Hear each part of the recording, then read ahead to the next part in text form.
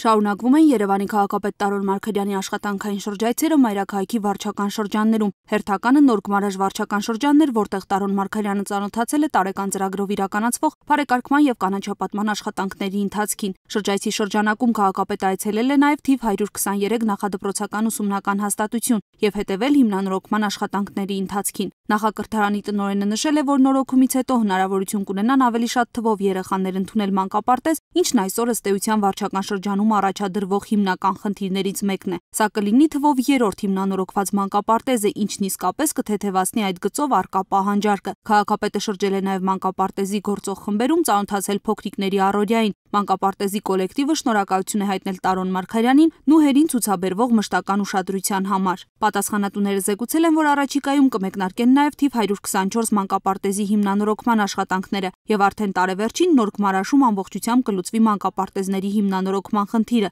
Ընդհանուր առմամբ Երևանի քաղաքապետանիշին բարեկարգման 2013 թվականի ծրագրերով այս տարի մայրաքաղաքում կհիմնանորոգվի 27 մանկապարտեզ։ Վարչական շրջաններում ընթանում են որոշ մանկապարտեզների կապիտալ վերանորոգման աշխատանքները եւ մենք մեր առջեւ խնդիր ենք դրել, որ մի քանի տարվա ընթացքում փորձենք մանկապարտեզները այնքան վերանորոգենք, որ ավելի հարմարավետ լինի թե մեր երեխաների համար, թե մեր աշխատակիցների համար։ Եվ զուգահեռ այս տարի բյուջեում նախատեսել ենք մանկապարտեզների համար գույք ձեռք բերելու հարցը եւ փորձենք այն առաջնային